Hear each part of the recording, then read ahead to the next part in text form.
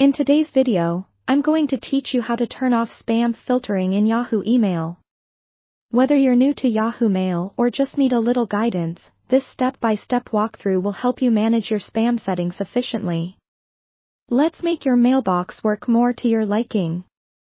First things first, let's head over to the Yahoo Mail sign-in page.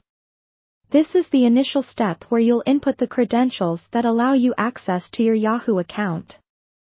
So, go ahead and type in your username in the designated field. Once you've entered your username, you'll notice an option to click Next. Doing so will take you to the password entry screen, where you need to type in your password. With your username and password successfully entered, click Next once again. And just like that, you're all set to access your Yahoo email. Now that we're inside your email account, the next goal is to navigate to your email settings. This might seem familiar if you've been here before, but if it's your first journey down this path, don't worry, I'm here to guide you every step of the way. Take a moment to locate and click on More Settings. You'll find this option within the Settings menu, and it opens up a broader range of options to tailor your Yahoo Mail experience. Once you've got more settings in view, it's time to focus on filters. Clicking on this will allow you to manage how your incoming emails are sorted or redirected. It's a fundamental feature if you're aiming to bypass certain spam filters. Now, go ahead and click on Filters, and then proceed to select Add New Filter. This is your gateway to creating a custom filter to manage spam according to your preferences. When you begin adding a new filter, the first thing you'll need to do is give it a name.